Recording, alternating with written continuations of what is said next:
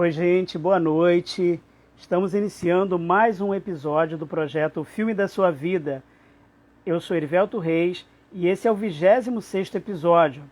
Hoje eu vou receber um convidado muito querido, muito especial, que contribuiu muito, não é, para o meu interesse, para o meu mergulho no mundo da literatura, que é o professor, linguista, gramático, bacharel em Direito, Hernani Terra. Então, ele aceitou o convite para participar do projeto. Vamos falar do filme Nós que Nos Amávamos Tanto, da trajetória, da carreira do professor, e assim, muita alegria, muito honrado em recebê-lo, e acho que vocês vão gostar muito dessa nossa conversa. Vou mandar o convite para ele e a gente começa a conversar.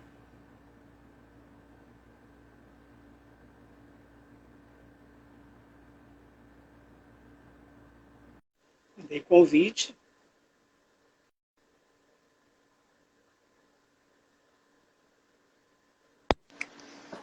Dividindo a tela. Boa noite, professor. Boa noite, Herivelto. Tudo bom? Graças a Deus, tudo bem. Que felicidade, que honra, que orgulho para mim ter esse momento de encontrá-lo, ainda que virtualmente, para essa conversa. Seja muito bem-vindo. É um prazer falar com o senhor. A satisfação é minha. Eu acompanho sempre você, estou sempre vendo o que você está fazendo, o seu trabalho, acompanho de longe o seu trabalho. Nossa, eu fico muito honrado com o convite. Conversar com você, para mim, é uma honra, né? Nossa, eu fico muito feliz. Eu quero te agradecer muito, Herivelto, você ter me convidado. Me ter convidado, para mim, é uma honra mesmo. Nossa, me deixa até emocionado. Se o senhor me permitir, vou fazer aqui uma inconfidência. Quando era garoto, né, na 6ª série, tive em minhas mãos um livro didático organizado pelo senhor, oferecido pela professora Maria Tereza, e lá, lendo o seu trabalho, né, como organizador daquele livro, como o compilador daqueles poemas, daqueles textos, eu comecei a me encantar pela literatura. Então, eu tenho muito a lhe agradecer, né, tenho uma memória afetiva pelo seu nome, acompanho o seu trabalho, e assim, é uma felicidade realmente esse momento para mim, porque o senhor foi uma pessoa que me incentivou a abraçar e a amar a literatura. Então, eu devo muito ao senhor.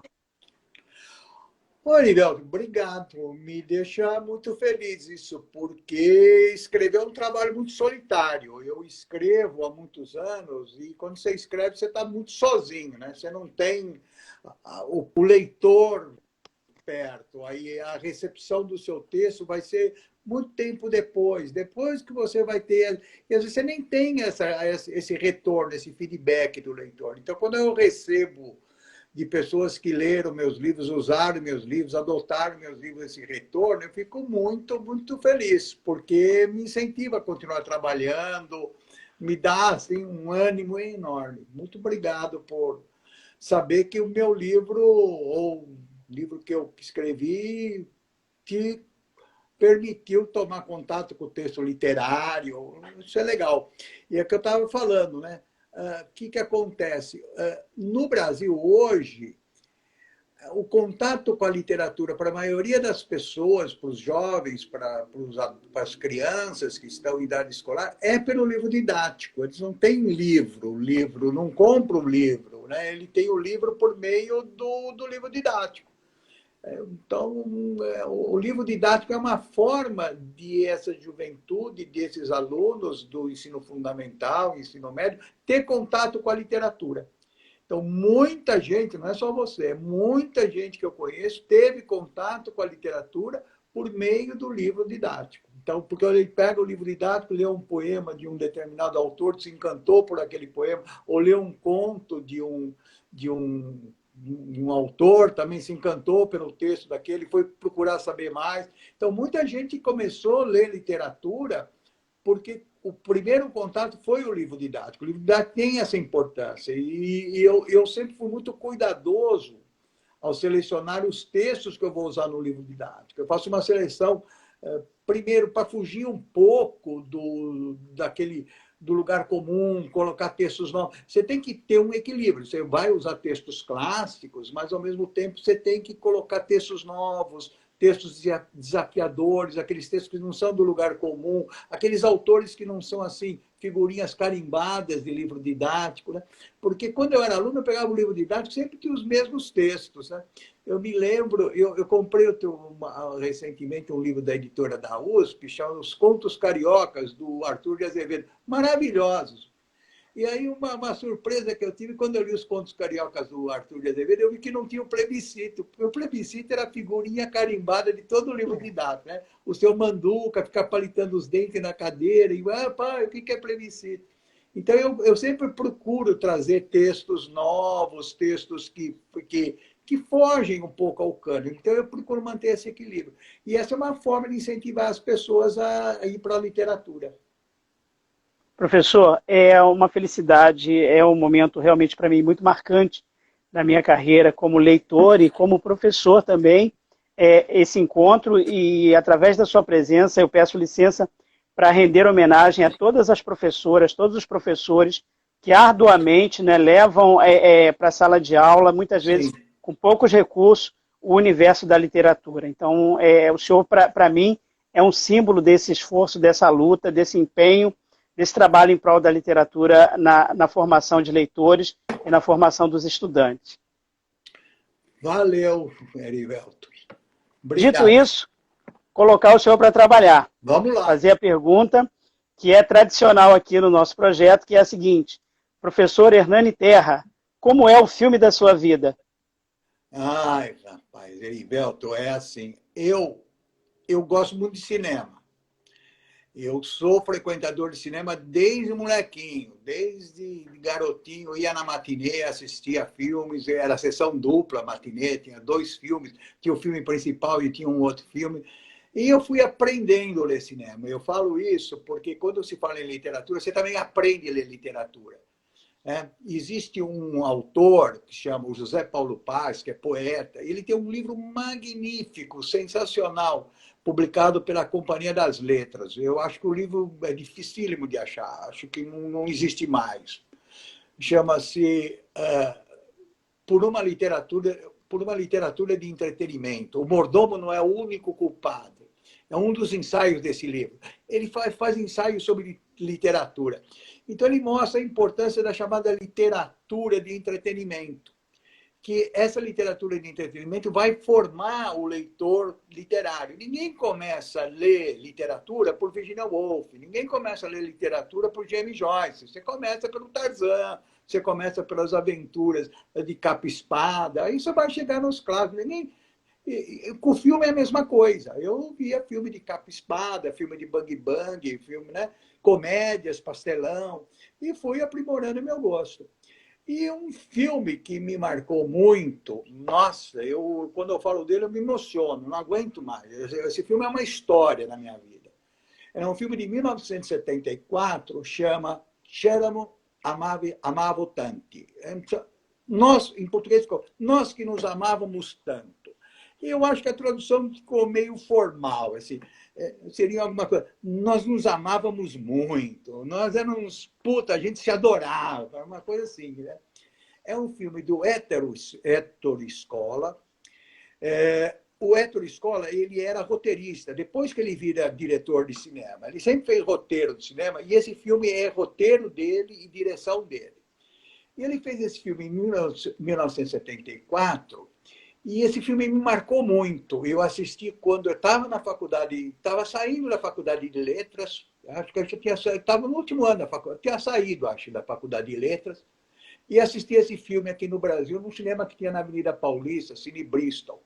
Depois, nunca mais consegui ver esse filme. Nunca mais consegui. E uma vez eu fui para a Itália. Gente, quando eu cheguei na Itália, eu vou procurar esse filme para comprar. Eu quero esse filme. Aí eu descobri, não tinha videocassete, não tinha DVD, tinha aqueles videocassetes. Aí fui buscar uma fita VHS, aí eu descobri que a fita VHS da Itália não servia para o Brasil, não passava aqui, então não comprei. Eu não comprei o Nós que nos amávamos tanto. E eu fiquei sem o filme. Daí apareceu em DVD aqui. Eu comprei 2. Comprei dois. Por que eu comprei dois? Porque se um estraga, pelo amor de Deus. Então eu tenho dois, um guardado e um de vez em quando eu assisto. Eu assisto frequentemente.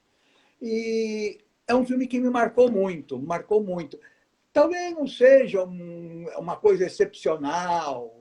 Quando eu digo filme da minha vida, não é necessariamente aquele filme excepcional de roteiro, excepcional de trilha sonora, excepcional de ator desempenhando. É um filme que me emociona, ele me tocou muito, ele me mexe comigo muito. E toda vez que eu assisto esse filme, eu fico muito emocionado, eu chego a chorar, né? Não sei se vocês... O filme é meio difícil de achar, não tem nesses serviços de streaming, não tem Netflix, nada disso. Eu acho que, como está morrendo o DVD, vai ser difícil, ainda bem que eu comprei dois. O filme é o seguinte, é a história de três pessoas, três atores excepcionais, que era o Vittorio Gassman, o que fazia um sujeito do norte da Itália, o Nino Manfredi, que vinha da comédia italiana, que faz o Antônio, um sujeito que é de Roma, né? Ele é um operário, um proletário, ele é um auxiliar de enfermagem, mas de esquerda, um sujeito radical de esquerda, né? E tem um outro que é o Nicola. O Nicola é um sujeito do sul da Itália. O Nicola é um intelectual, é um sujeito que gosta de cinema. Bom, esses três amigos, eles são partidianos. Então, eles combatem o fascismo e combatem eles lutam contra o nazismo, contra a ocupação alemã, contra o fascismo, e eles ficam amigos lá na guerra, né? Acabada a guerra, se separam. Muitos anos, alguns anos depois, eles vão se encontrar. Os três vão se estabelecer em Roma e se encontram em Roma. O Nino Manfredi, que é o Antônio, era o comunista, ele é o auxiliar de enfermagem. O Vittorio Gassman é um advogado.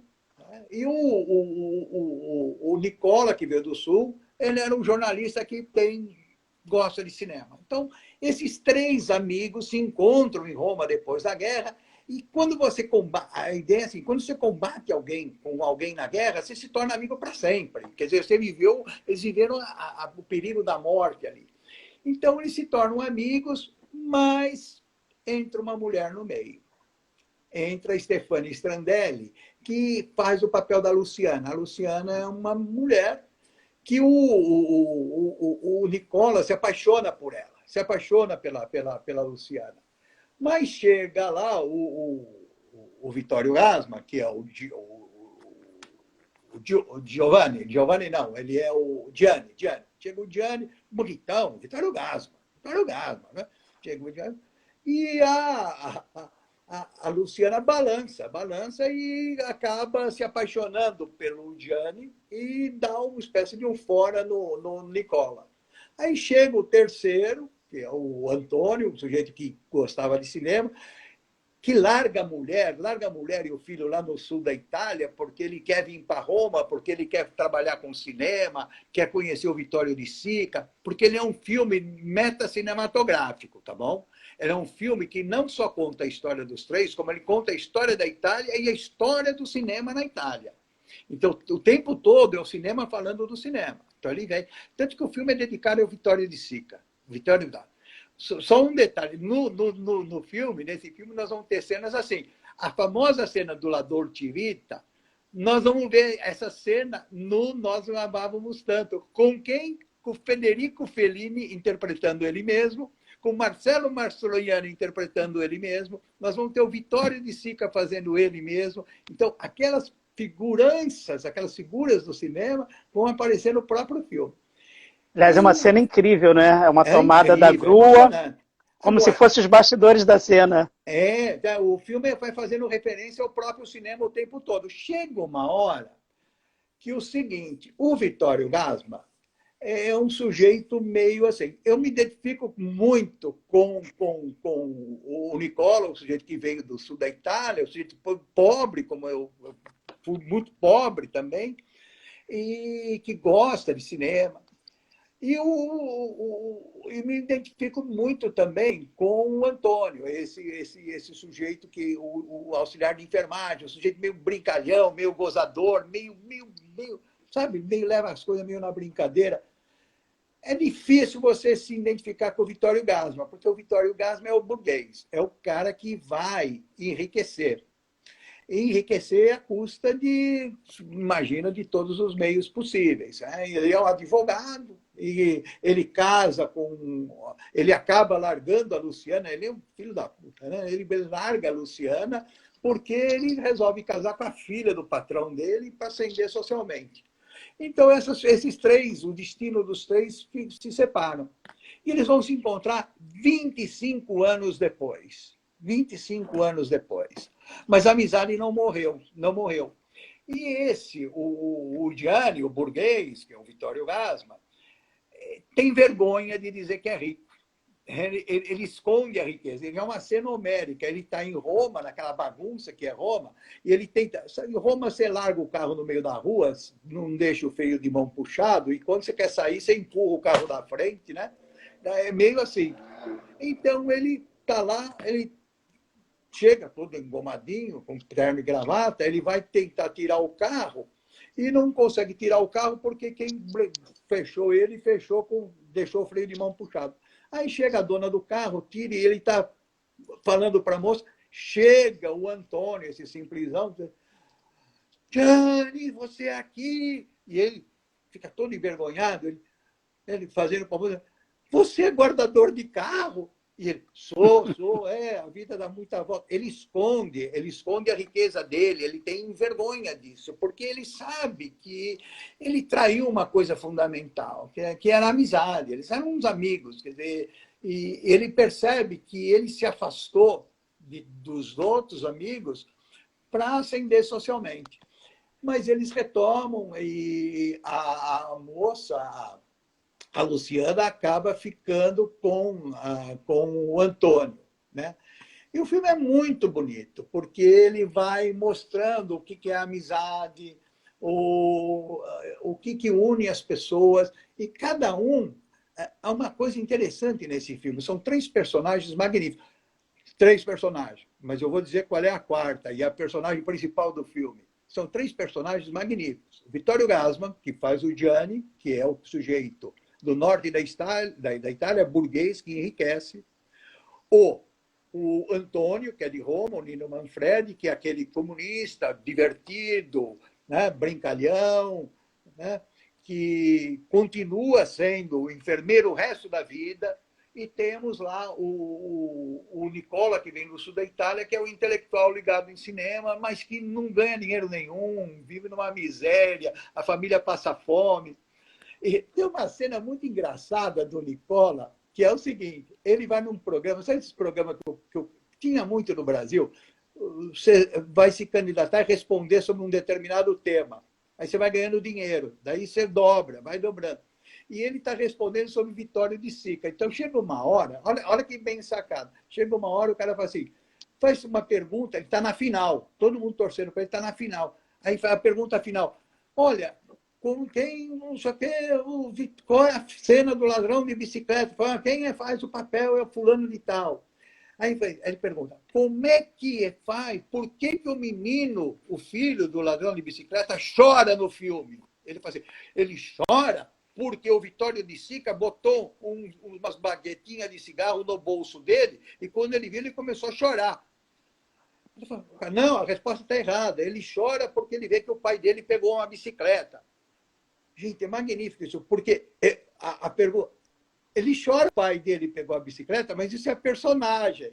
É o personagem que chora, não é o ator. O ator era um molequinho, chora, o Vittorio de Sica depois vai contar. O Vittorio de Sica conta assim, como o menino não chorava para gravar a cena, o que o Vittorio de Sica fez? Ele enfiou uns toquinho de cigarro no bolso dele e descobriu, você está com cigarro, não pode fumar cigarro. E o menino começou a chorar, ele filma.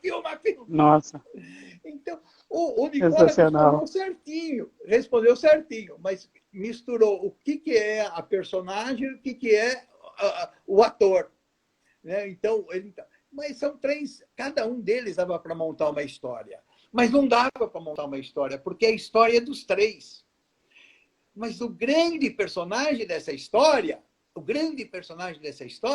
é, sem dúvida alguma, a Luciana. A Luciana é que agrega os três, ela que une, ela que tem uma coerência incrível, ela tem uma força incrível. Embora, então, seja um filme de uma amizade de três grandes amigos, quem é a personagem central? Aquela personagem que tem uma coerência, um mundo interior mais rico, sem dúvida alguma, é a Luciana. Então, é um filme que emociona, é maravilhoso. Quem não viu tem que ver. E eu fiquei muito triste, porque eu adoro o Héctor Escola, assisto tudo que ele... E uma vez eu estava... o Héctor Escola morreu em 2019. Não foi em 2019, não, foi em 2017. Ele morreu em 2017. Em janeiro de 2017. Eu estava com umas amigas jantando e, não sei, no meio do papo, surgiu aí, eu não sei o que me veio na cabeça, eu fui falar do Nós que Nos Amávamos Tanto, né? Nesse jantar com umas amigas. Né? Eu falei, olha, mas é um filme maravilhoso. E comecei a falar do Nós que Nos Amávamos Tanto. E terminou o jantar, foi um jantar maravilhoso com essas amigas. Acho que 2 dias depois eu recebi uma notícia que o Héctor Escola tinha morrido. Né? Assim, tudo para mim foi, sabe... Gente, é um filme e um diretor que me persegue na minha vida. Mas o filme Aquela Pode falar, Erivaldo. Desculpa, professor. Aquela cena da passagem de tempo na praça fazendo o desenho, né, a transição do preto e branco para o colorido é incrível, né? Sim. O filme tem o seguinte, o filme começa preto e branco. Na verdade, ele começa pelo fim. A cena inicial é o final da história. Aí, essa cena inicial é em cores, né? Esses amigos chegando na casa do Gianni e descobrem que o Gianni é rico. Descobre que o Gianni é rico e escondeu a riqueza o tempo todo.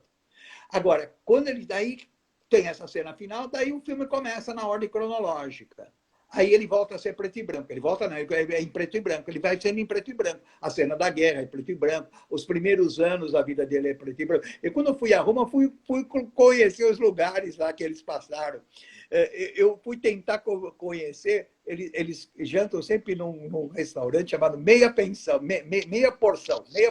Um restaurante barato, mas não achei o restaurante. Mas eu fui no lugar.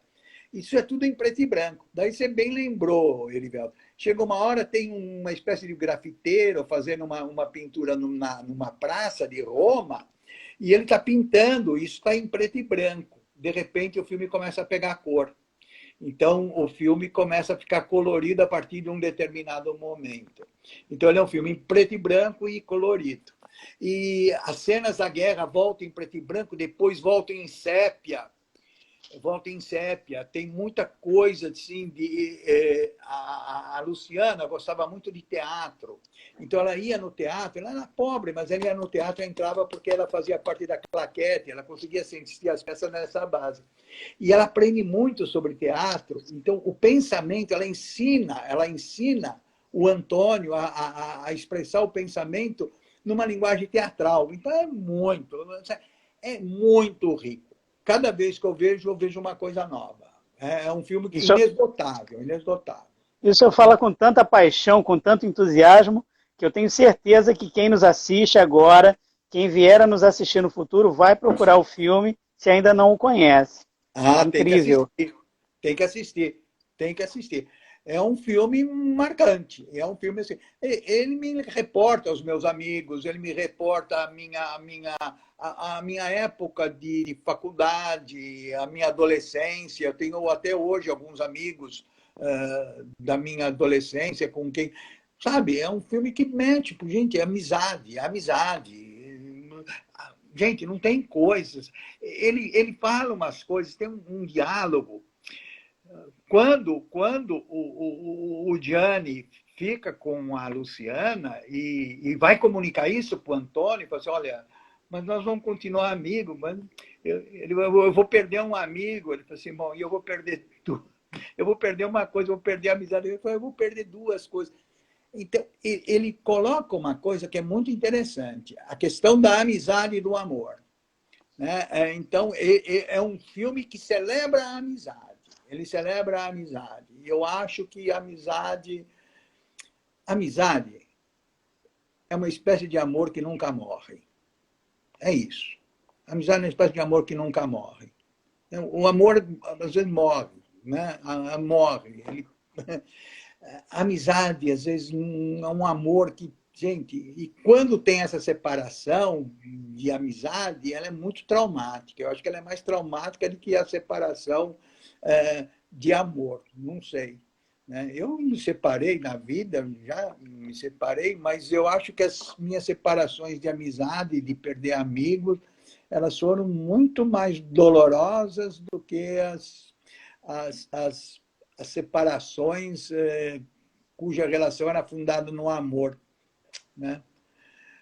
São coisas diferentes. O filme discute essas coisas. Eu não estou pondo aqui uma opinião fechada, mas eu acho que é uma coisa... O filme leva essa discussão, né? Leva essa discussão, as relações entre amor e amizade. Onde começa uma, onde termina a outra. É muito interessante isso. E o filme é isso, é uma o título, esse Nós que nos amávamos tanto, a gente era amigo demais, a gente era muito amigo. Né? Essa ideia o título original italiano devia ser traduzido uma coisa, a gente era amigo pra caramba, gente, né? Como a gente era amigo. E como é que isso, sabe, uma coisa que de 30 anos, depois você reencontrar o cara, gente, sabe, é uma coisa fantástica.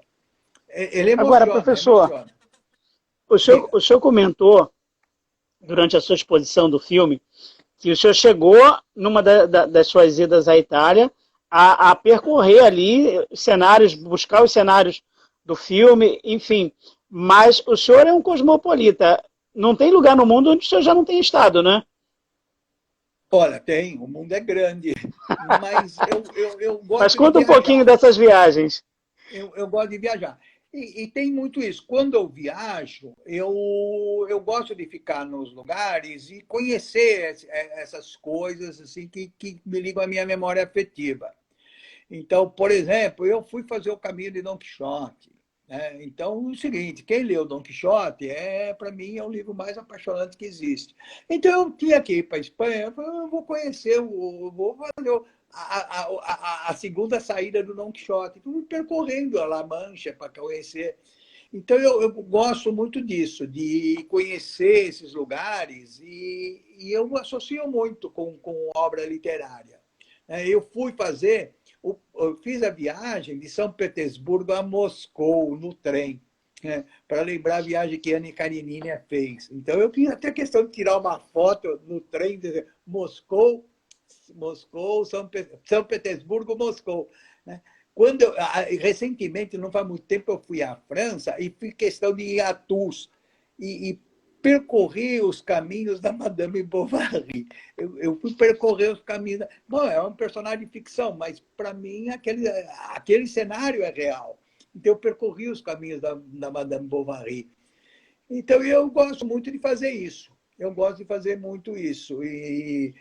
Então, quando eu vi Nós que nos amávamos tanto e fui a Roma, eu tinha que passar no lugar que a pracinha... Bom, uma sempre passa, porque a cena... foi bom você falar isso.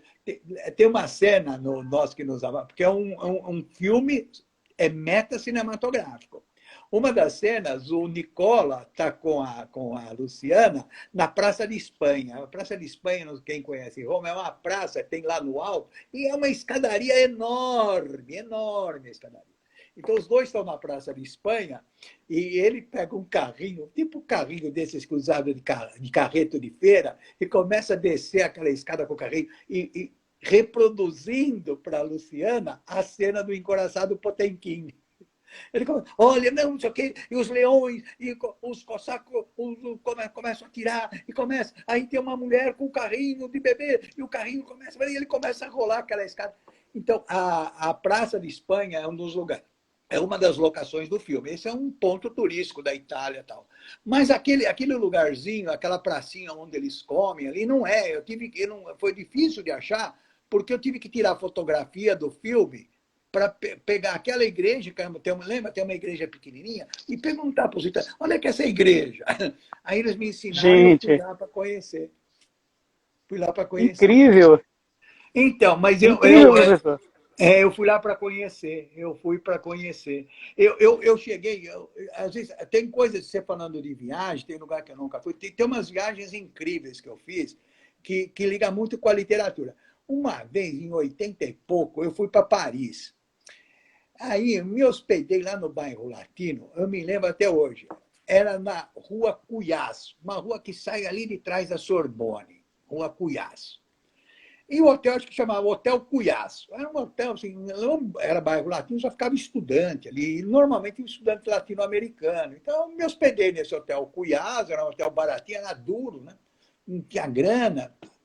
Me hospedei nesse hotel baratinho, fiquei lá no Hotel Cuyás e tal, e tal. Bom, fiquei tudo bem. Passado algum tempo, eu estou lendo O Viver para Contar, do Gabriel Garcia Marques. As memórias do Gabriel Garcia Marques. E ele contando quando ele sai da Colômbia e vai para Paris. Aí ele começa a contar que chega em Paris, duro, estudante, e se hospeda onde? No Hotel Cuyás. Eu falei, puta. Gente, vai ver que eu estou Incrível. hospedado. Ele não diz o número do quarto, mas existe uma pequena probabilidade de eu ter dormido num quarto que o Gabriel Garcia Marques dormiu. E do lado que o Criado Mudo, provavelmente os originais do 100 Anos de Solidão ficaram em cima daquele Criado Mudo. Nossa, Meu Deus do céu! Mas isso foi uma coincidência. Aí não que eu fui, não sabia que o Garcia Marques tivesse se hospedado lá, mas foi uma coincidência incrível. Mas então, eu gosto muito. Então, eu faço, quando eu viajo, eu procuro fazer esses roteiros e conhecer esses lugares. Porque eu gosto muito de ler, eu leio bastante, eu leio muito. Então, essas coisas ficam na minha imaginação, depois eu quero ver o real. Agora, deixa eu te contar uma coisa, Livel. O Pedro Nava. Pedro Nava é um autor maravilhoso. Tem que ler Pedro Nava, gente. Não tem memorialista igual ao Pedro Nava. São 7 volumes, mas tem que ler o Pedro Nava. O Pedro Nava e o Manuel Bandeira falam muito sobre um autor, o Pedro Nava não, o Manuel Bandeira e o... não me lembro mais quem. Acho que é o Manuel Bandeira e o... não lembro o outro. Eles falam, é o Manuel Bandeira, que falam de um texto, é o Pedro Nava. O Pedro Nava e o Manuel Bandeira falam de um texto que tinha num livro didático, que foi o livro didático de todo mundo, que foi o primeiro livro didático de português brasileiro, que é a Antologia Nacional. Né? A Antologia Nacional, que era de 2 professores da Academia Brasileira de Letras, eram professores e membros da Academia Brasileira de Letras, eram professores aí no Rio de Janeiro, do Colégio Pedro II, e tinha a Antologia Nacional. Na Antologia Nacional tem um texto chamado A Última Corrida de Touro em Salvatierra. Quem tem a Antologia Nacional em casa, procura ler esse conto. A Última Corrida de Touro em Salvatierra. É Ribeiro Silva, uma coisa assim, um autor. O Manuel Bandeira e o Pedro Nava contam o seguinte, que o Pedro Nava, que quando foram a Portugal, foram ver a corrida de touro em Salvaterra, porque o Pedro Nava ficava encantado com a descrição que o autor fazia da corrida de touro em Salvaterra. Então, quando ele chegou em Portugal, ele foi ver a corrida de touro em Salvaterra.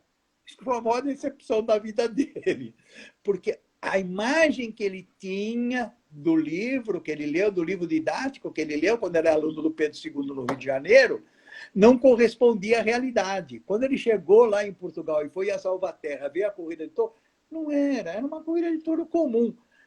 O poder da literatura também. Né? Como é que a literatura criou aquela corrida de touro, que na cabeça daquele garoto, que era o Pedro Nava, criou um negócio assim maravilhoso. E quando ele foi ver realmente, ele se decepcionou que na literatura era melhor. Então, tem certas coisas. Eu não tive essas decepções. Eu também não vou com muita expectativa. Eu vou ver. Né? Então, eu quero ver. Aquela coisa que na literatura me encantou, se eu puder ir ao lugar, se eu tiver a oportunidade de visitar o lugar, eu vou ver. Eu vou ver. Eu vou ver. Turismo literário cinematográfico com o professor Hernani Terra. Então, é o que eu estava falando para você, por exemplo, em Dublin, nossa, em Dublin Dublin é a capital, é considerada pela Unesco a capital literária do mundo. Nunca teve tanto autor numa cidade quanto teve em Dublin, né? O Beckett, né? O Oscar Wilde. Bom, não vou lembrar aqui, mas gente, é autor que não acaba mais. Então, se você anda por Dublin, que é uma cidade pequenininha, é maravilhosa Dublin, né? E você anda a pé, basicamente, porque ela é uma cidade pequena, então você vai andando por aqueles lugares que o Joyce descreve ali. Tem até o passeio, né? Tem até o passeio para você fazer aquele passeio de um dia, né? De um dia do Ulisses. Então, você anda, é muito legal isso. Professor, eu fui também aqui no Brasil. Eu fui uma vez para o Nordeste, fui a Maceió. Aí eu falei assim, bom, Maceió, eu fui até Palmeira dos Índios. Palmeira dos Índios é uma cidade do interior de Maceió, de Alagoas, onde o Graciliano Ramos foi prefeito. Aí eu fui lá na casa do Graciliano Ramos. Tirei foto, tenho foto de frente da casa do Graciliano Ramos, tenho foto com a máquina de escrever do Graciliano Ramos. Então eu gosto de fazer isso. É uma coisa que para mim é muito gratificante. Eu gosto de fazer esse tipo de viagem em que você possa conhecer em loco aquelas coisas que você só conheceu através da obra de ficção, através só da literatura. Agora, o senhor teve... vou fazer um checklist rápido. O senhor teve no Egito? Tive no Egito. Caminho de Santiago. No Egito tem uma história curiosa. Teve uma história então conta pra gente. História curiosa. No Egito lembrou? É uma história curiosa. No Egito, eu me hospedei no Hotel Hilton.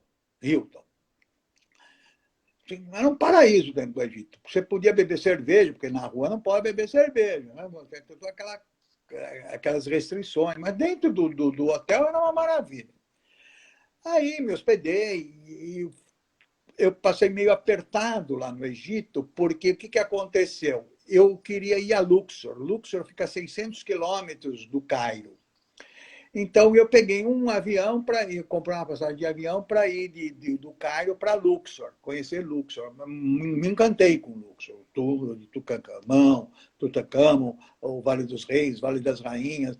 Só que na hora que eu estava saindo do Hotel Hilton para ir para o aeroporto, para pegar o avião para ir para Luxor, houve um atentado terrorista no hotel do lado, mataram 17 gregos.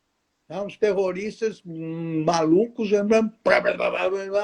Gente, foi uma tensão enorme. Eu acabei indo para Luxor, mas foi terrível. Aí voltei e tal. Estragou um pouco a viagem. Nossa, é terrível, terrível. Bom, tempos depois tem aqui. Comprei uma biografia dos Beatles. Não um volume enorme, acho que umas 2.000 páginas, capa dura. Acho que é a melhor biografia dos Beatles que tem. Comecei a ler, eu gosto muito de biografia, comecei a ler a biografia dos Beatles e descubro a seguinte passagem. Eles já tinham se separado e a Yoko, que cuidava das finanças do John, né? E a Yoko, muito pragmática, dizia assim, olha, não tem que entrar não sei quantas mil libras por ano, a gente... E o que ela fazia? Ela investia muito em obra de arte. A Yoko Ono comprava obra de arte, entrou no mercado de obra de arte, então ela conhecia marchands no mundo todo. E disse que um dia a Yoko recebe um telefonema de um marchand que tinha um quadro de não sei quem à venda no Cairo para ser vendido. E ela falou, não, me interessa, eu quero comprar esse quadro aí. Esse quadro. Não me lembro quem era o autor do quadro. Embarca a Yoko Ono com o John Lennon para o Cairo. Eles vão para o Cairo. E estou lendo isso na biografia dos Beatles. Diz que eles chegam no Cairo e vão se hospedar onde sempre se hospedaram. Qual hotel? Hotel Hilton. Só que eles se hospedavam na suíte presidencial. O John Lennon. Não se hospedavam num quartinho, eles se hospedavam na suíte presidencial. Consta que quando eles chegaram no Cairo, pegaram lá, acho que um táxi para levar ao Hilton Hotel. Quando chegaram no Hilton, olha, o cara reconheceu o John Lennon, e eu, tá. O meu quarto aí, que eu sempre, quando eu venho para o Egito, eu fico lá na suíte e tal. Lamento, o senhor não avisou nada. A suíte está reservada, está ocupada pelo fulano aí. Acho que algum magnata foi para lá e se hospedou na suíte. Aí o John Lennon falou assim, não tem jeito, me põe num quarto qualquer. Né? Aí eu falei, caramba, no azar do destino, pode ser que eu tenha me hospedado, dormir no mesmo quarto que dormiu o John Lennon e a Yoko Ono. Sabe essas coincidências? Então, mas isso foi no Egito, mas no Egito eu não consegui ver, não vi nada de literatura, nada. Não deu para fazer. Mas você estava falando em um outro lugar? É uma checklist, ó. Santorini, o senhor já esteve? Tive em Santorini. Esteve na Turquia? Na Turquia, tive na Turquia. Caminho de Santiago? Caminho de Santiago eu fiz, o Caminho de Santiago, não fiz inteiro. Eu fiz um bom pedaço. Eu fiz de León até Santiago de la Compostela. Eu fiz um bom pedaço, é grande, o caminho que eu fiz é grande. Não saí da França, fui fazendo, acho que são 8.000 quilômetros, eu não sei lá. Mas eu fiz um bom pedaço. Vou falar um lugar que eu sei que é quase impossível o senhor ter ido lá, Tibete. Tibete eu fui. Tibete, eu fiquei quase um mês no Tibete, andando no Tibete, não só a capital, como o interior. Andei pelas cidadezinhas pequenas, andei muito pelo Tibete. Andei bastante pelo Tibete. Passei apertado no Tibete com comida, né, com questão de higiene. Nossa, os lugares assim, passei um lugar muito pobre, muito abandonado e, sabe, não é muito fácil viajar para o Tibete, não é muito fácil. É difícil de entrar, você tem que ter um visto especial, você é investigado o tempo todo. Esse visto especial é mais importante que o passaporte, Quando você chega no hotel, o cara, qualquer lugar que você vai viajar, o cara fala o passaporte. Lá ele quer saber, tem autorização para viajar, para estar dentro do Tibete? Tá. Isso é meio vigiado, porque a China controla aquilo com mão de ferro. Mas eu fui tranquilo. Tirando os problemas assim, de comida, que eu me dei muito mal com a comida, e cheguei a passar fome. Passar fome não, comia chocolate, não conseguia comer a comida deles. Mas foi. O Caminho de Santiago eu fiz também. Esteve na casa do Franz Kafka? Tive. Eu na casa e fui no cemitério judaico em Praga. Quando eu fui a Praga, que é uma cidade maravilhosa. Nossa, Praga é um encanto. Praga é uma das cidades que eu mais amei na vida. Praga, e eu fui num verão quente, maravilhoso. E eu não bebo. E eu passei meio apertado, porque lá o pessoal que estava comigo toma uma cerveja, né? A minha enteada, a Gabriela, toma uma cerveja, o William toma cerveja. Eu não bebo, então eu tomava água. A água era mais cara que a cerveja. Aí eu descobri por que os tchecos bebem tanto, né? Por que bebem a cerveja é mais barata que a água? Então, eu chegava lá e pedia, dá dois chopp e uma água. A minha conta, a água era mais cara que o chopp, que a cerveja. É incrível. Mas é incrível, né? Incentiva os caras a tomar cerveja. Para quem gosta de cerveja, é um paraíso. E lá tem um lugarzinho, lá na Cidade Velha de Praga, a minha enteada, a Gabriela, queria ir, que era... vende absinto, é uma bebida alcoólica. O Fernando Pessoa gostava de absinto. E lá eu fui conhecer, eu no centro, fui visitar o cemitério judaico, onde estava o Kafka, e fui também conhecer o museu do Kafka, a casa do Kafka. E aí eu fiquei encantado, porque eu vi o boletim do Kafka, vi o boletim escolar do Kafka, dá para ler as notas, eu era um excelente aluno. Cartas de Freud para ele. E, nossa, você vê, é um museuzinho pequenininho, muito bem ajeitadinho, você vê coisas maravilhosas. Então, o Museu do Kafka é muito legal, muito legal.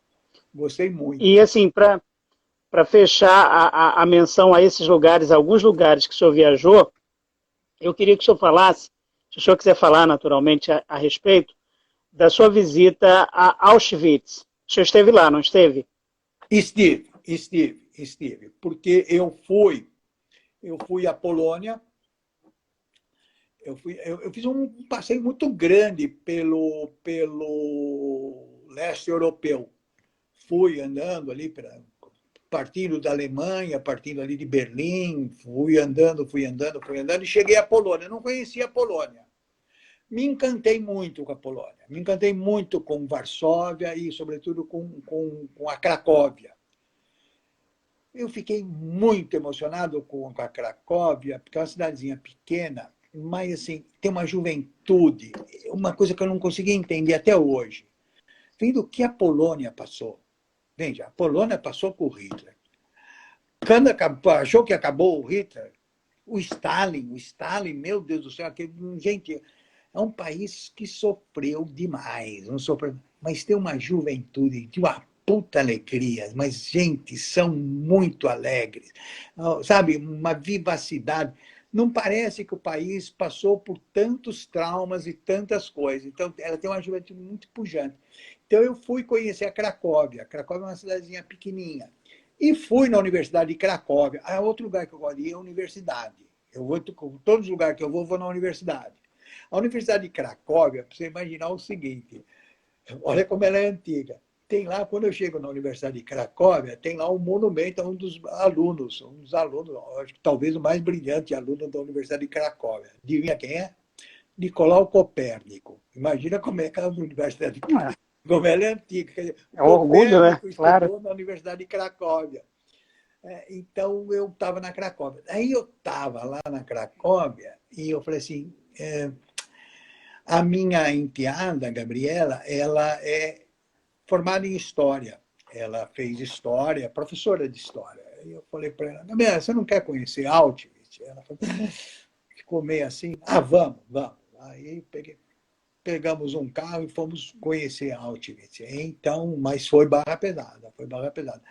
Eu saí muito abalado, nossa, mas achei que devia ver. Eu achei que tinha que ver, não dá para fechar os olhos e, olha, não existiu o Holocausto, isso tudo é bom. Eu tive que ver.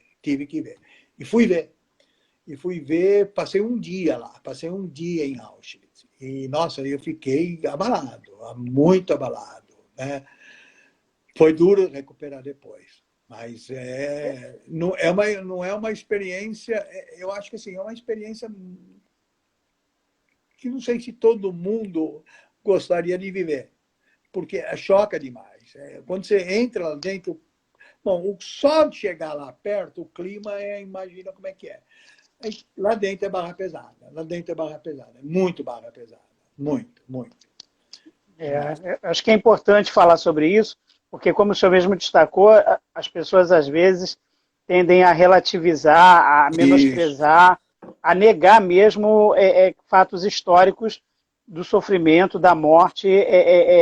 Isso é terrível, isso é terrível. Isso. E eu tive amigos que estiveram lá e relatam, assim como o senhor está relatando, essa energia, esse clima, porque é o peso da história, é o peso do sofrimento daquelas pessoas que é ali colocado, né? Em Varsóvia tem onde era, não existe, não ficou nada, né? Mas existe um monumento ao gueto de Varsóvia. Então eu passei no lugar onde era o gueto de Varsóvia. Eu fui na casa da Anne Frank, subi lá. Quando eu fui na Holanda, eu fui à casa da Anne Frank. Fui. Também outro lugar terrível. Quando você subir naquele sótão ali, gente, imagina aquela menina.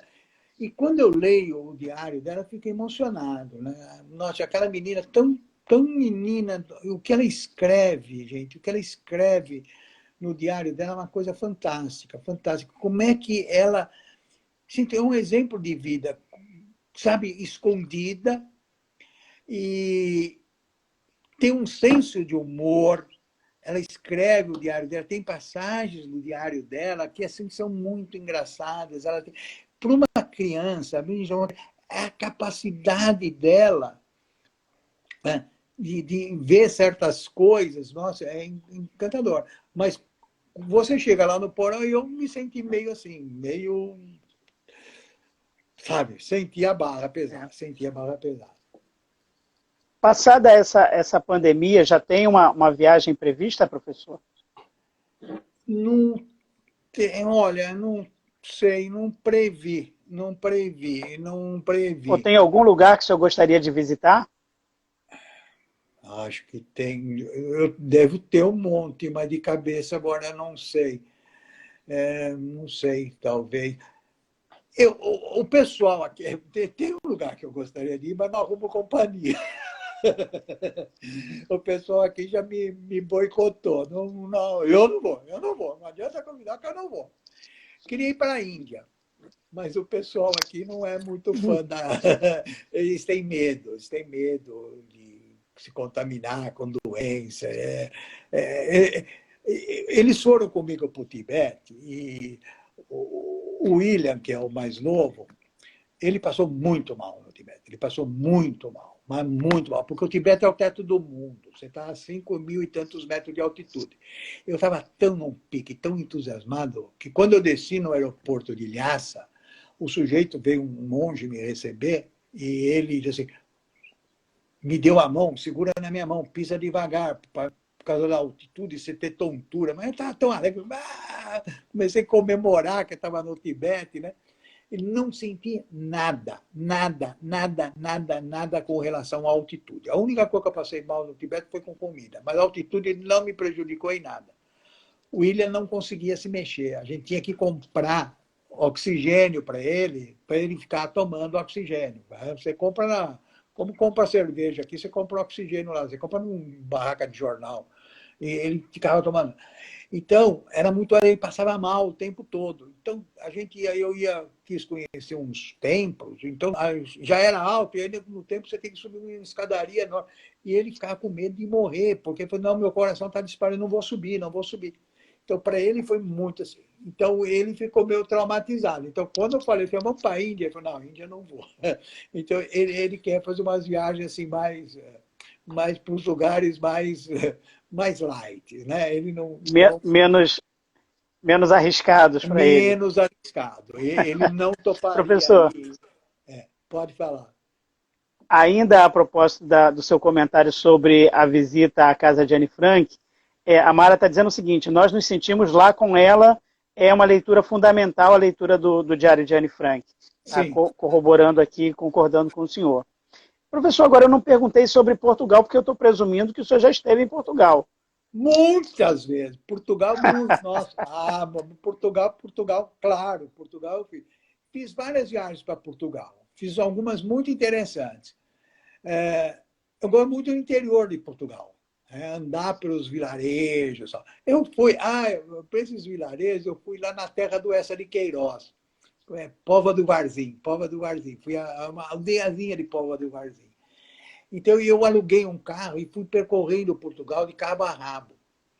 Eu desci em Lisboa, né, com o avião, e aluguei um carro, desci para o sul, fui até Sagres, fui conhecendo o sul, passei por todo o Algarve, conheci Albufeira, fui conhecendo toda aquela parte de Portugal que tem a influência árabe muito grande.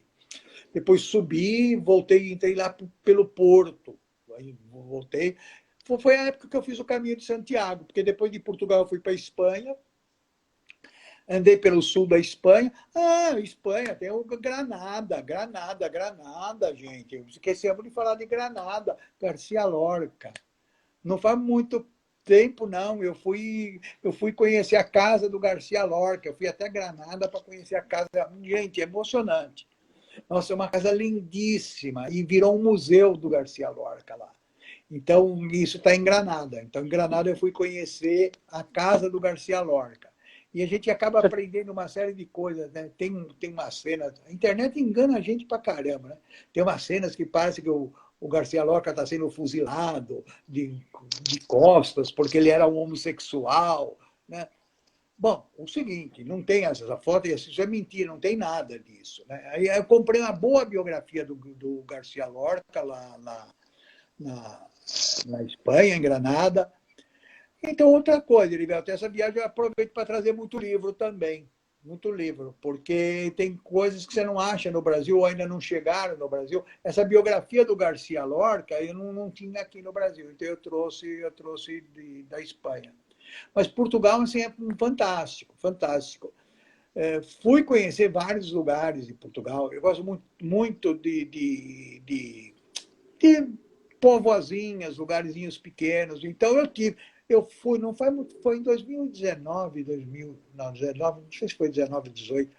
Não faz muito tempo eu fui a Portugal e estive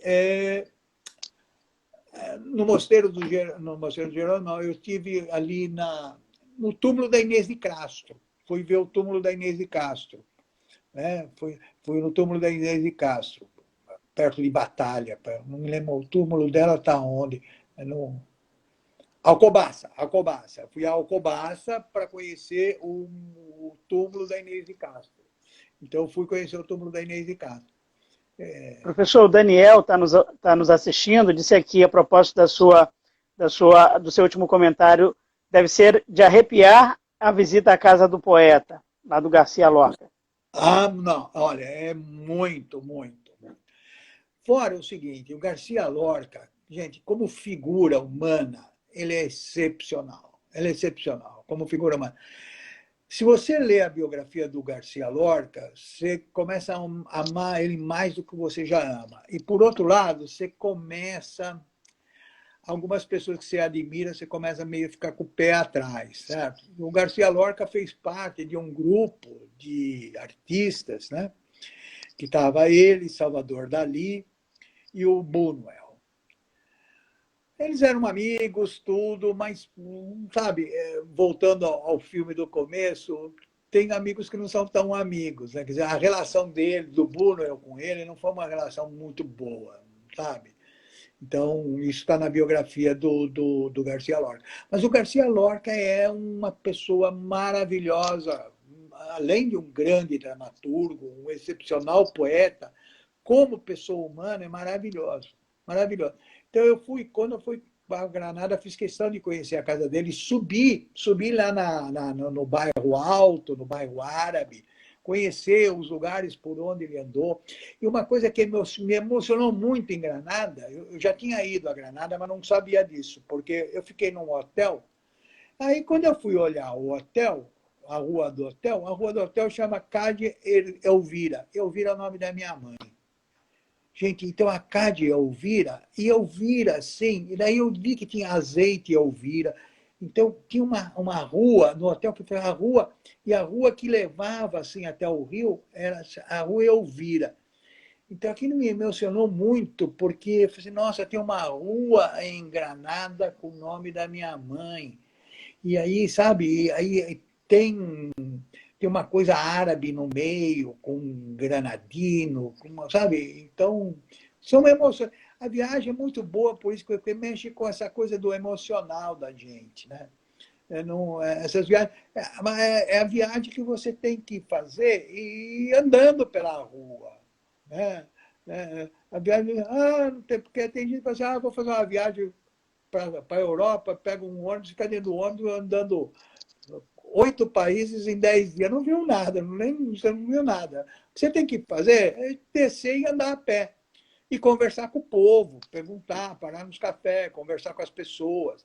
Eu, por exemplo, você aprende muito e você começa a ver como é que os outros te veem, como é que eles veem o brasileiro.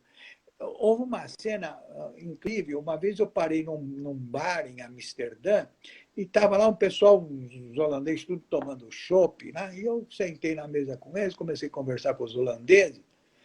Aí os holandeses perguntaram, o que você faz lá no Brasil? Eu falei, eu sou professor. Eu sou professor, tal. E aí, eu dou aula à noite. Eu falei, o quê? Como? Dá aula de noite?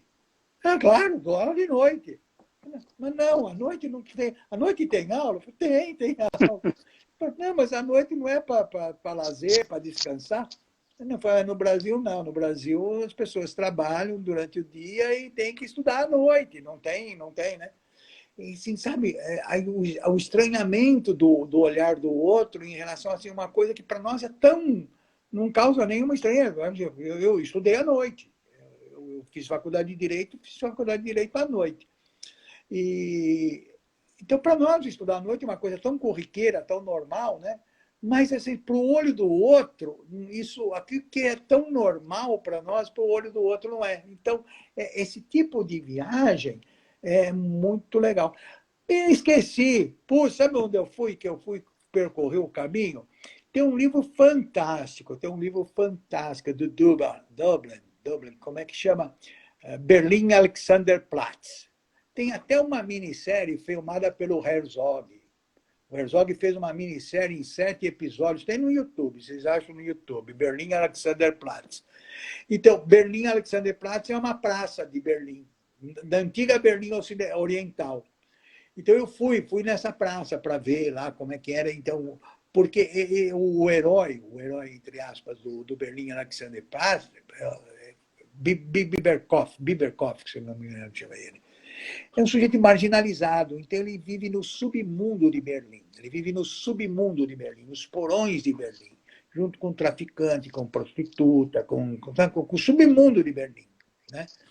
Então eu fui, e esse submundo era ali do lado da Berlim Alexanderplatz. Então eu fui conhecer esses lugares mais, vamos dizer assim, menos turístico. Se bem que a Berlim Alexanderplatz é uma praça enorme, virou um ponto chave, que tem antena de televisão lá, todo mundo sobe naquela antena. Mas eu fui conhecer aqueles subúrbios, essa parte mais dark de Berlim. São vários. Agora, é legal você conhecer e se misturar com essa gente, conhecer, aprender um pouco da língua deles.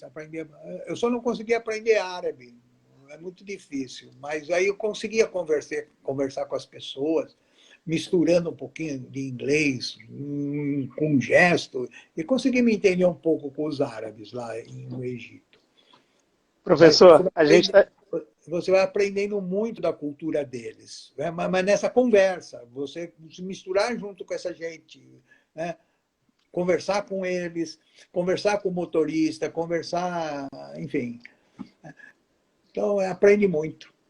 Nossa, maravilha. Professor, a gente está chegando ao final da nossa conversa, mas eu ainda gostaria de fazer uma provocação ao senhor a respeito da sua relação com a literatura. Eu sei que o senhor é uma pessoa que pensa, né, no livro didático, pensa no ensino de literatura na sala de aula, e é uma provocação. Eu não sei se o senhor poderia responder, porque muitos professores nos assistem e nos assistirão.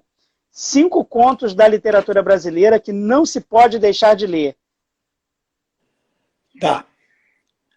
Bom, o seguinte, é ao mesmo tempo fácil de responder e ao mesmo tempo muito difícil. Fácil de responder por quê? Porque eu bastaria citar alguns clássicos aí, né?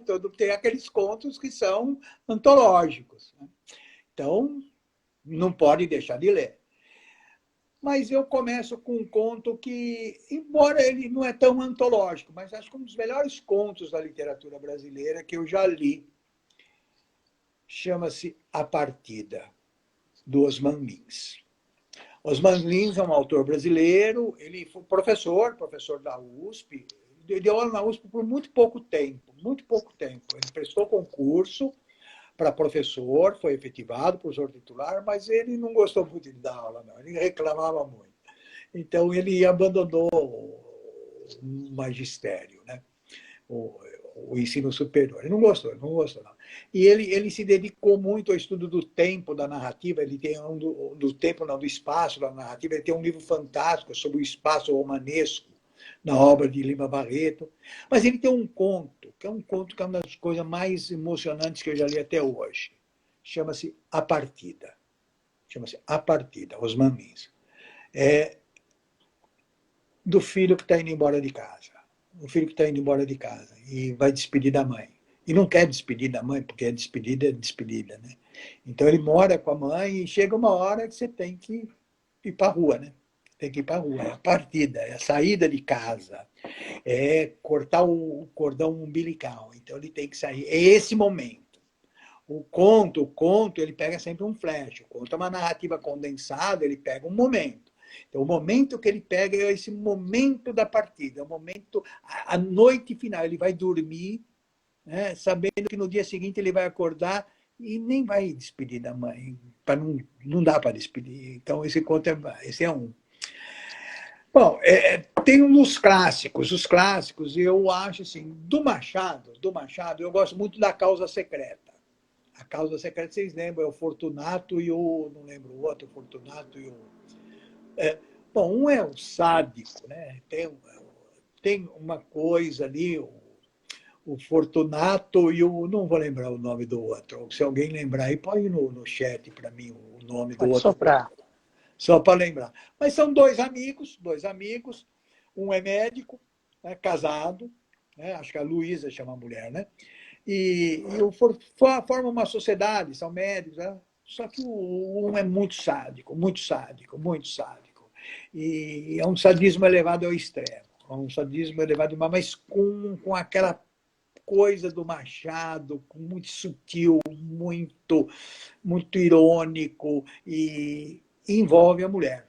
Envolve a mulher, tem a relação dos dois, vai lembrar um pouco nós que nos amávamos tanto. Tem uma relação de amizade dos dois, e no meio tem uma mulher, que é a mulher do. Garcia, Maria Luísa e Fortunato. Isso, Garcia Marcia, o Fortunato é o sádico, o Garcia é o amigo, né? Que se hospeda lá, e o Fortunato é casado com a Maria Luísa adoece, o Garcia cuida da mulher, da Maria Luísa, como se fosse a mulher dele, mas ele amava a Maria Luísa.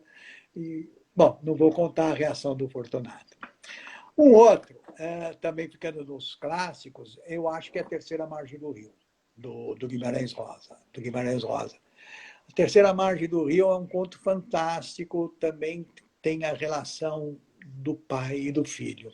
A relação de pai e do filho, todos acho que conhecem a história. É o pai que um dia resolve pegar um barco e para no meio do rio e vai, e não sai mais de lá. Né? E o filho, e vai passando os anos, e ele no meio do rio, e o filho na margem. Esse é um dos contos que eu mais gosto da literatura brasileira. Também tem a Clarice, não pode deixar de citar a Clarice, né? Eu estou fazendo assim por autora, Clarice. Clarice tem contos maravilhosos, são contos maravilhosos da Clarice. E um dos que eu mais gosto, que para mim é enigmático, chama-se O Búfalo. É uma mulher que vai ao zoológico. O conto já começa assim: mas era primavera. Até o leão lambeu a testa glabra da leoa. Os dois animais se amaram. Veja, imagina o seguinte: mas é uma conjunção adversativa, certo? Então, mas se opõe a alguma coisa que veio antes. Ele estudou, mas não passou. Mas é uma adversidade. A diversidade é o que veio antes. Imagina que o conto começa com uma adversativa. A primeira palavra do conto é mas. Mas era primavera, mas não tem nada antes. Então já instala essa. Então ela vai ao zoológico, essa mulher, aprender a odiar. Ela vai aprender com os animais a odiar aquele homem que ela amava. Então ela amou alguém e agora ela precisa aprender a odiar. E como é que ela vai aprender a odiar? Ela acha que vai aprender a odiar com os animais. E o conto é esse passeio dessa personagem pelo Jardim Zoológico. São muitos contos, acho que eu falei 4. Sim. Heriberto, vamos abrir uma exceção? Sim. O quinto para um estrangeiro? Sim, claro. Sim, tá? Porque é o seguinte, o conto, eu escrevi com uma colega, a Jéssica, um livro só sobre o conto, chama-se O Conto na Sala de Aula. E a gente estudou muito o conto, ela me sugeriu vários contos. E lá a gente colocou uma série de contos muito bons, nesse livro. E eu queria falar de um conto de autor estrangeiro. Nesse livro, a gente procura mostrar o seguinte, que tem o conto, tem dois grandes contistas, dois grandes modelos de conto. Um modelo é o francês, o Maupassant. O outro modelo é o russo, o Tchekhov. Então, quando você vai escrever um conto, o cara, mais ou menos, ele segue. Ou ele vai para a escola do Maupassant, ou ele vai para a escola do Tchekhov. Eu gosto demais do Tchekhov, eu gosto muito do Tchekhov. Mas eu vou citar vou recomendar um do Maupassant. É um conto bastante longo, é um conto extenso, mas não chega a ser uma novela, não, é conto mesmo. Chama-se Bola de Sebo. Bola de Sebo. É uma história maravilhosa. Vocês vão lembrar do Bola de Sebo. Quem conhece aquela música do Chico Buarque, Geni, joga pedra na Geni, ela feita para apanhar, maldita Geni. Lembra da Geni? A Geni era a prostituta, né? Que chega lá o sujeito e só a Geni podia salvar aquele povo. Essa ideia está no Bola de Sebo. Bola de Sebo, o apelido Bola de Sebo, porque ela era gordinha, né? Gordinha. Então, apelidam ela de Bola de Sebo. Era uma prostituta. E na invasão alemã, os nobres pegam uma carruagem e vão fugir. E ela, a prostituta, Bola de Sebo, entra nessa carruagem com uma alta sociedade da cidade que estão fugindo. Então, o comerciante, o nobre, as religiosas, e no meio dentro de uma carruagem, imagina o universo que se passou dentro de uma carruagem. Dentro dessa carruagem você tem um microcosmos, né, daquela sociedade. E tem a prostituta. A Bola de Sebo é para a prostituta. E, evidentemente, ninguém quer olhar para a prostituta. A prostituta tem que ser execrada, né? Ela tem que ser discriminada, né? Ela tem que ser jogada fora, né? E só aceitam ela porque ela tinha comprado a passagem, tudo. Então ela vai, todo mundo nova. Aí começa a viagem, começa a perceber o seguinte: todo mundo esqueceu de fazer o lanchinho. A viagem é longa, mas chega uma hora que começa a dar fome, ninguém lembrou, fugindo, ninguém lembrou de fazer um lanchinho.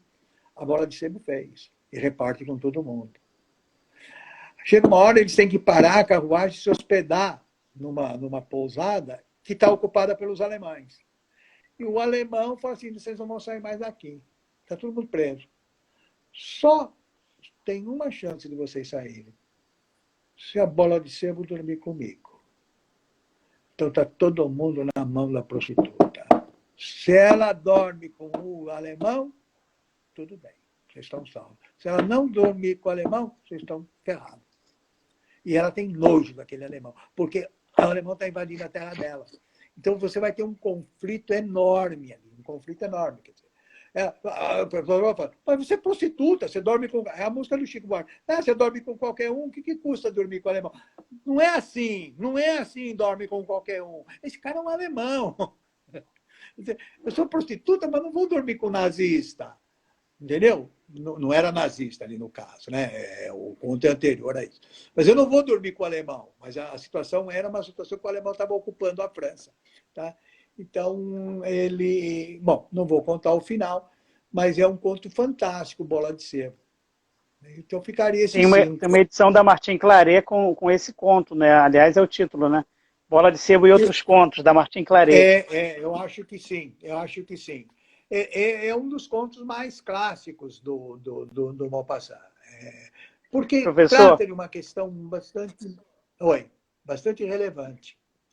quando eu pensei em formular essa pergunta, eu acertei Machado, que o senhor ia dizer um conto do Machado, um da Clarice e um do Guimarães Rosa. Mas o Guimarães Rosa que eu imaginei que o senhor fosse responder, A Hora em Vez de Augusto Matraga. Mas o que o senhor escolheu, o que o senhor citou, foi excelente. Bom, o Guimarães Rosa, gente, é muito... Mesmo o Machado, é muito difícil você escolher. O João Nunes está perguntando qual é o nome desse conto. É Bola de Sebo, não é, professor? Bola de Sebo. Bola de Sebo é o conto que acabou de ser mencionado pelo professor. É o Bola de Sebo. É fantástica a história, né? E o Maupassant é ótimo, ótimo. É um autor que tem que ler, tem que ler. Ah, mas eu esqueci de falar, eu fui no consultório do Flaubert. O Flaubert era médico e tinha um consultório em Tours. Onde é que era o consultório dele? Não lembro se era em Tours. Eu fui.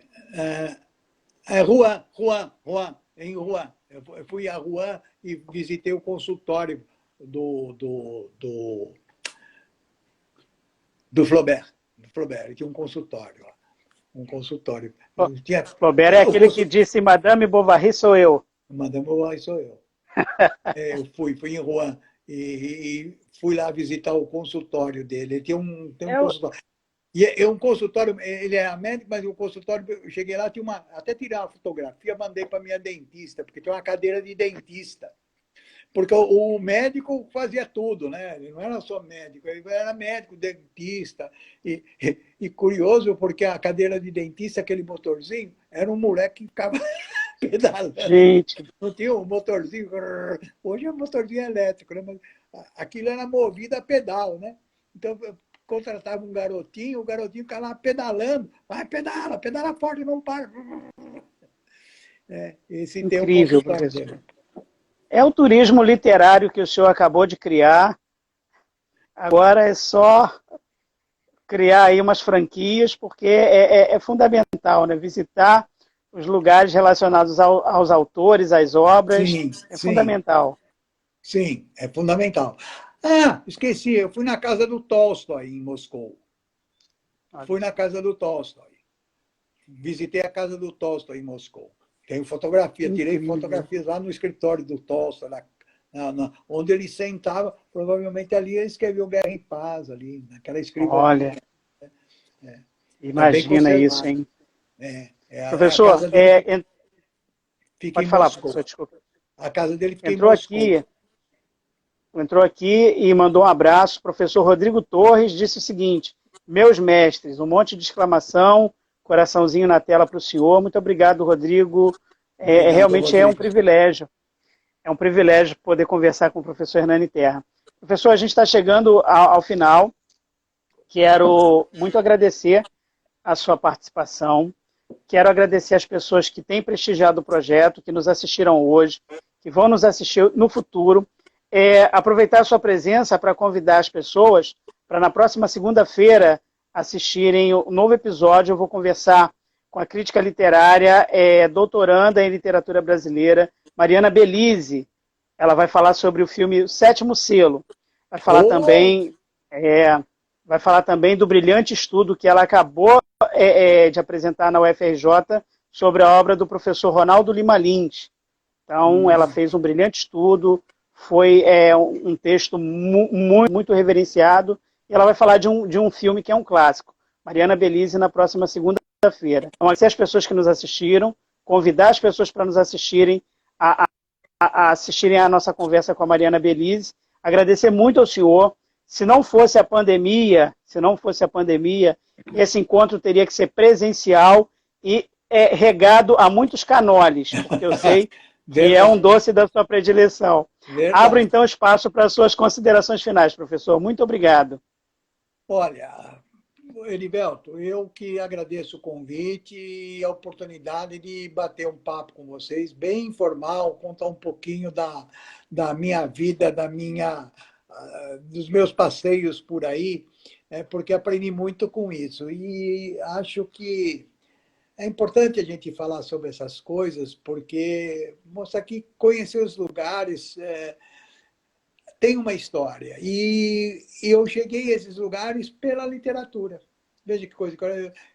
Se não fosse a literatura, eu não iria para um monte desses lugares. Eu fui movido pela literatura. Então, eu não iria percorrer, porque a gente acaba fazendo aquelas viagens meio assim, olha, vai para a capital, olha, vai para a Espanha, vai para Madrid, vai para Barcelona. A literatura te abre assim, a possibilidade de conhecer, assim, olha, eu vou conhecer esses lugares. Então, aquilo que eu via na literatura me incentivou, me deu a vontade de conhecer esses lugares. Então, eu tive essa oportunidade, foi muito, muito enriquecedor. Mas, então, E tudo isso está ligado à literatura, porque se eu não tivesse lido, nem saberia que, sei lá, não saberia que o fulano tinha feito a viagem para tal lugar, que tinha se hospedado, que o Garcia Marques tinha morado num hotel na rua Cuyás, né? Enfim, tudo isso é a literatura que proporcionou. Então, a literatura te dá, não, a experiência de vida e você também pegar essa experiência e pôr essa experiência em funcionamento. E conhecer esses lugares, quando tendo oportunidade, evidente. Se puder, porque ela vai te abrir esses horizontes. Você vai, sabe, aquilo que eu contei do Pedro Navarro, ele leu sobre a corrida de touro em Salvaterra e, sabe, ele quis ir ver. Quem iria para Salvaterra? Quem iria ver uma corrida de touro em Salvaterra? Ninguém. Não deve receber ninguém lá. Agora, ele foi porque a leitura de um conto moveu o desejo dele de conhecer esse lugar, de conhecer essa cidade.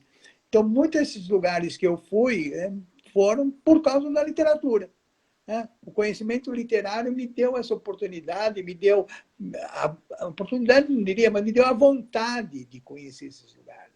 Aguçou meu espírito de ver ao vivo, porque você lê, você quer, gente, como é que será que é?